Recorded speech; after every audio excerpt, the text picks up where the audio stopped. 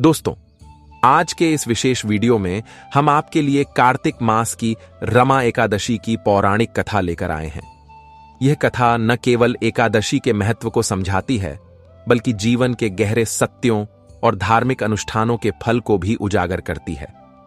यह कथा हमें बताती है कि कैसे श्रद्धा और विश्वास के साथ किया गया कोई भी कार्य हमें अकल्पनीय सुख और मोक्ष की ओर ले जा सकता है। प्यारे दर्शक बंधुओं, एक बार धर्मराज युधिष्ठिर ने भगवान श्री कृष्ण से अत्यंत विनम्रतापूर्वक पूछा, हे प्रभु, कार्तिक मास के कृष्ण पक्ष की एकादशी का क्या नाम है? इसे कैसे मनाना चाहिए? इसकी विधि क्या है और इस व्रत को करने का क्या फल प्राप्त होता है? कृपा करके मुझे यह सब विस्तार से बताएं। मित्रों, युधिष्ठिर, जो धर्म और न्याय के प्रतीक थे, सदैव अपने ज्ञान की पिपासा को शांत करने के लिए भगवान श्री कृष्ण की शरण लेते थे। उनकी यह जिज्ञासा हमें सिखाती है कि हमें हमेशा ज्ञान प्राप्त करने के लिए तत्पर रहना चाहिए, क्योंकि ज्ञान ही हमें सही मार्ग दिखाता है। भगवान श्री कृष्ण, जो तीनों लोकों के स्वामी और ज्ञान के सागर हैं, युधिष्ठिर के प्रश्न सुनकर मुस्कुराए और बोले, हे राजन, कार्तिक मास के कृष्ण पक्ष की एकादशी का नाम रमा है। ये एकादशी बड़े से बड़े पापों का नाश करने वाली है और अनंत पुण्य फल प्रदान करने वाली है। मैं तुम्हें इसकी महिमा विस्तार से बता रहा हूं, ध्यानपूर्वक सुनो। भगवान की वाणी में अद्भुत शांति और दिव्यता थी, जो सुनने वाले के हृदय को तुरंत शांत कर देती थी। उन्होंने कथा का आरंभ करते हुए कहा, प्राचीन काल की बात है। एक अत्यंत धर्मात्मा और न्यायप्रिय राजा थे, जिनका नाम राजवीर था। राजा राजवीर बड़े ही प्रतापी और धर्मपरायण थे। वे भगवान विष्णु के परम भक्त थे और सदैव धर्म के मार्ग पर चलते हुए अपनी प्रजा का पालन करते थे। उनकी ख्याति इतनी थी कि स्वर्ग के देवता इंद्र भी उनके मित्र थे। राजा राजवीर का शासनकाल इतना न्यायपूर्ण था कि उनकी प्रजा में कोई दुखी या पीड़ित नहीं था। वे हर प्राणी के प्रति दया और करुणा का भाव रखते थे। राजा राजवीर की एक अत्यंत सुंदर और गुणवान पुत्री थी, जिसका नाम चंद्रभागा था। चंद्रभागा अपने नाम के अनुरूप ही चंद्रमा के समान शीतल और सुंदर थी। उसकी विवाह चंद्रसेन के पुत्र राजवती के साथ हुआ था। एक बार राजवती अपने ससुराल राजा राजवीर के घर आई हुई थी। उन्हीं दिनों पुण्यदायिनी रमा एकादशी का पर्व भी आने वाला था। राजा राजवीर के राज्य में एकादशी का व्रत अत्यंत कठोरता से मनाया जाता था। यह केवल मनुष्यों तक ही सीमित नहीं था, बल्कि उनके राज्य में सभी जीव जंतु भी इस दिन अन्न जल ग्रहण नहीं करते थे। राजा का यह नियम अत्यंत सख्त था और सभी उसका पालन करते थे। जब एकादशी के व्रत का दिन निकट आया तो चंद्रभागा के मन में एक गहरी चिंता उत्पन्न हुई। उसे पता था कि उसके पति राजवती अत्यंत दुर्बल और कोमल स्वभाव के थे। वे भूख प्यास सहने में असमर्थ थे और एकादशी का कठोर व्रत उनके लिए अत्यंत कठिन सिद्ध हो सकता था। चंद्रभागा अपने पति की चिंता में डूब गई, क्योंकि वह अपने पिता के कठोर नियमों और अपने पति की नाजुक सेहत के बीच फंस गई थी। चंद्रभागा ने अपनी यह चिंता राजवती को बताई। राजवती अपनी पत्नी की बात सुनकर अत्यंत व्याकुल हो उठे। उनके मन में भय उत्पन्न हो गया। उन्होंने अपनी पत्नी से पूछा, हे प्रिय, अब मुझे क्या करना चाहिए? मैं किसी भी प्रकार से भूख प्यास सहन नहीं कर पाऊंगा। कृपा करके मुझे कोई ऐसा उपाय बताओ जिससे मेरे प्राण बच सकें, अन्यथा मैं निश्चित रूप से मृत्यु को प्राप्त हो जाऊंगा।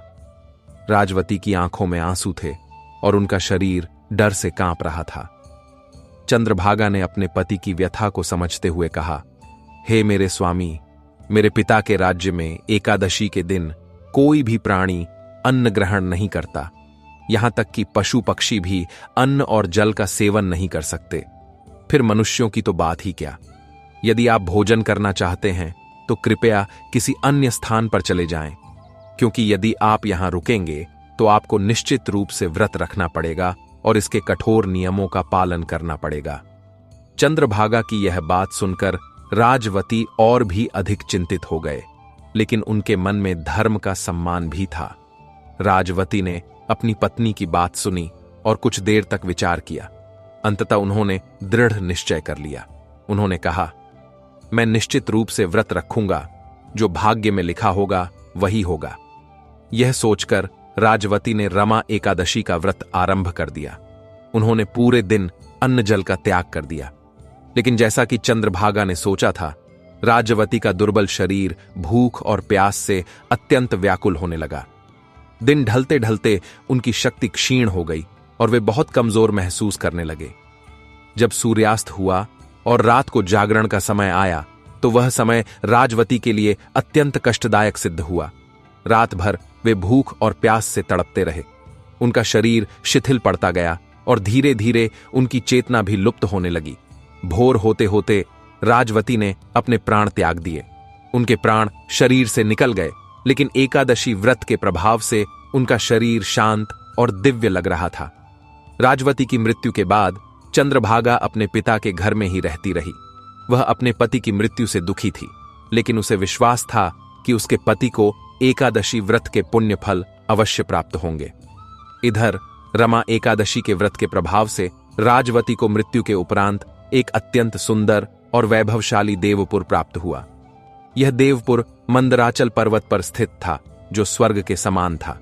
यह नगर धन धान्य से परिपूर्ण था, शत्रुओं से रहित था और अत्यंत सुरक्षित था। यह नगर अद्भुत रत्नों और बहुमूल्य मणियों से भरा हुआ था। इसकी दीवारें सोने की बनी थीं और उनमें रत्न जड़े हुए थे।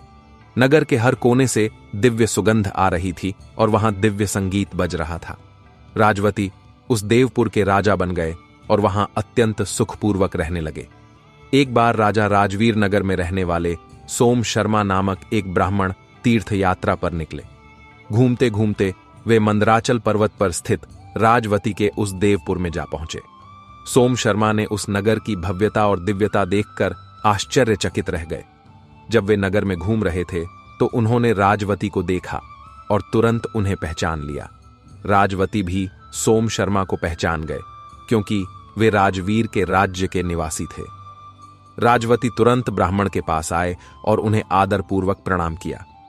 उन्होंने ब्राह्मण से पूछा, हे ब्राह्मण श्रेष्ठ, राजा राजवीर और मेरी पत्नी चंद्रभागा सकुशल तो हैं? ब्राह्मण सोम शर्मा ने उत्तर दिया, हां राजन, नगर में सब कुछ कुशल है। लेकिन हे राजन, हम तो आपको देखकर अत्यंत आश्चर्यचकित हैं। कृपा करके हमें अपनी कहानी बताएं। आपको ऐसा अद्भुत और सुंदर नगर कैसे प्राप्त हुआ, जिसे मैंने न तो कभी देखा है और न ही सुना है? सोम शर्मा की जिज्ञासा स्वाभाविक थी, क्योंकि एक मृत व्यक्ति का ऐसा भव्य नगर का स्वामी होना अकल्पनीय था। राजवती ने अपनी कहानी ब्राह्मण को बताई। उन्होंने कहा, मैंने यह व्रत श्रद्धापूर्वक नहीं रखा था, बल्कि परिस्थितियों वश रखा था। इसलिए मुझे जो यह नगर प्राप्त हुआ है वह अस्थिर है। यदि आप यह सारी बात राजा राजवीर की पुत्री चंद्रभागा को बताएं और यदि वह अपने व्रत के पुण्य फल मुझे प्रदान करे तो यह नगर स्थिर हो सकता है और अनंत काल तक मेरा निवास स्थान बन सकता है। राजवती की बात में एक हल्की सी निराशा थी, क्योंकि वे जानते थे कि बिना दृढ़ श्रद्धा के किया गया कोई भी कार्य पूर्ण फल नहीं देता। ब्राह्मण सोम शर्मा राजवती की बात सुनकर वापस अपने नगर लौट आए। उन्होंने चंद्रभागा को राजवती की पूरी कहानी विस्तार से बताई। उन्होंने बताया कि राजवती किस प्रकार रमा एकादशी के व्रत के प्रभाव से स्वर्ग के समान देवपुर के राजा बन गए हैं, लेकिन वह नगर अस्थिर है। चंद्रभागा ब्राह्मण की बात सुनकर अत्यंत प्रसन्न हुई। उसके मन में अपने पति से मिलने की तीव्र इच्छा जागी। चंद्रभागा ने ब्राह्मण से पूछा, क्या आपने यह सब अपनी आंखों से देखा है या आप किसी सपने की बात कर रहे हैं? चंद्रभागा को अपनी आंखों पर विश्वास नहीं हो रहा था कि उसके मृत पति को ऐसा भव्य नगर प्राप्त हो सकता है। ब्राह्मण ने उत्तर दिया, पुत्री, मैंने तुम्हारे पति को साक्षात देखा है और मैंने उनका वह नगर भी देखा है जो देवताओं के नगर के समान है और जिसे कोई भी शत्रु जीत नहीं सकता। वह नगर वास्तव में अद्भुत और अकल्पनीय है।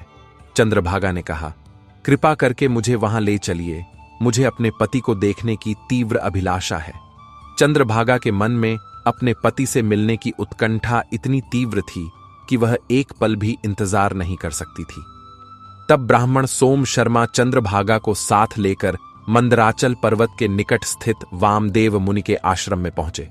वामदेव मुनि एक सिद्ध महात्मा थे, जिनके पास अद्भुत शक्तियां थीं। उन्होंने चंद्रभागा और सोम शर्मा की बात धैर्यपूर्वक सुनी। वामदेव जी ने चंद्रभागा की श्रद्धा और पतिव्रत धर्म को देखकर अत्यंत प्रसन्न हुए। उन्होंने वैदिक मंत्रों का उच्चारण करते हुए चंद्रभागा का अभिषेक किया। मुनि के मंत्रों के प्रभाव और चंद्रभागा के एकादशी व्रत के पुण्य फल से उसका शरीर दिव्य हो गया और वह दिव्य अवस्था को प्राप्त हो गई। उसके शरीर में अद्भुत चमक आ गई और वह स्वर्ग की अप्सराओं के समान लगने लगी। इसके बाद वह प्रसन्नतापूर्वक अपने पति राजवती के पास पहुंची। अपने प्रिय पति को दिव्य रूप में देखकर राजवती अत्यंत प्रसन्न हुए। उनकी खुशी का ठिकाना नहीं था। उन्होंने अपनी पत्नी को गले लगा लिया और दोनों ने एक दूसरे के प्रति अपने प्रेम का इजहार किया। चंद्रभागा ने राजवती से कहा, हे मेरे प्रिय, कृपया मेरे पुण्य को स्वीकार करें। जब मैं 8 वर्ष की थी तब से मैंने अपने पिता के घर में श्रद्धापूर्वक एकादशी का व्रत रखा है। इस व्रत की शक्ति से प्राप्त हुए पुण्य के प्रभाव से आपका यह नगर स्थिर हो जाएगा और प्रलय काल के अंत तक सभी सिद्धियों से परिपूर्ण रहेगा। चंद्रभागा के पुण्य के प्रभाव से राजवती का देवपुर स्थायी हो गया और वह अनंत काल तक रहने योग्य बन गया। इसके बाद राजवती और चंद्रभागा दोनों अपने उस देवपुर में अत्यंत सुखपूर्वक रहने लगे। वे वहां दिव्य सुखों का अनुभव करते हुए धर्म और न्यायपूर्वक शासन करते थे। उनकी खुशी का कोई अंत नहीं था, क्योंकि उन्हें न केवल एक दिव्य नगर प्राप्त हुआ था, बल्कि एक दूसरे का साथ भी मिल गया था। आगे भगवान श्री कृष्ण ने युधिष्ठिर से कहा, हे राजन, मैंने तुम्हें रमा एकादशी की यह अद्भुत महिमा बताई है।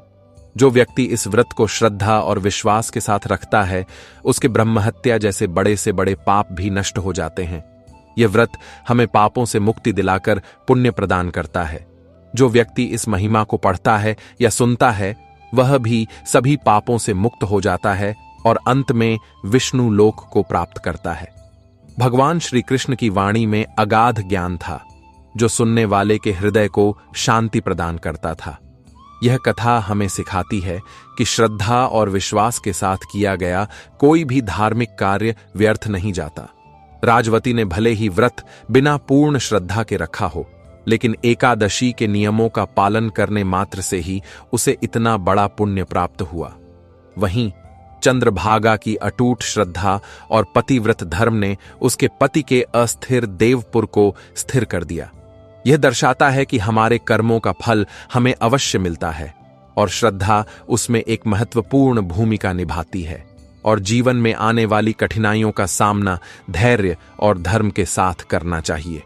राजवती की मृत्यु भले ही एकादशी व्रत के कारण हुई हो, लेकिन उस मृत्यु के बाद उसे जो दिव्य गति प्राप्त हुई, वह किसी भी सांसारिक सुख से कहीं अधिक थी।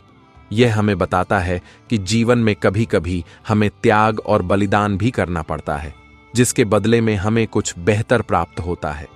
रमा एकादशी का व्रत हमें अपने भीतर की शुद्धता और पवित्रता को बनाए रखने के लिए प्रेरित करता है। यह हमें पापों से दूर रहने और सदाचार का पालन करने का मार्ग दिखाता है। जब हम अपनी आत्मा को शुद्ध करते हैं, तो हम भगवान के और करीब आते हैं और मोक्ष के मार्ग पर आगे बढ़ते हैं। यह व्रत हमें मानसिक शांति, आध्यात्मिक उन्नति और जीवन में सकारात्मकता लाने में मदद करता है। हमें अपने धर्म और कर्तव्यों का पालन पूरी निष्ठा से करना चाहिए। हर एकादशी का व्रत हमें भगवान विष्णु के प्रति अपनी भक्ति को गहरा करने और उनके आशीर्वाद को प्राप्त करने का अवसर प्रदान करता है। जो व्यक्ति इन व्रतों को समझकर और उनके पीछे के आध्यात्मिक अर्थ को जानकर मनाता है, उसे न केवल भौतिक सुखों की प्राप्ति होती है, बल्कि वह अंततः मोक्ष को भी प्राप्त करता है। इसलिए हमें रमा एकादशी के इस पावन अवसर पर भगवान विष्णु का स्मरण करना चाहिए, उनके नाम का जाप करना चाहिए और अपने जीवन में धार्मिकता और सदाचार का पालन करने का संकल्प लेना चाहिए। यह व्रत हमें जीवन की हर चुनौती का सामना करने की शक्ति प्रदान करेगा और हमें एक अधिक सार्थक और आनंदमय जीवन जीने में मदद करेगा। मित्रों, कैसा लगा आज का वीडियो कमेंट करके अवश्य बताएं और अंत में हमारे चैनल को सब्सक्राइब करना ना भूलें। धन्यवाद। जय श्री कृष्ण। राधे राधे।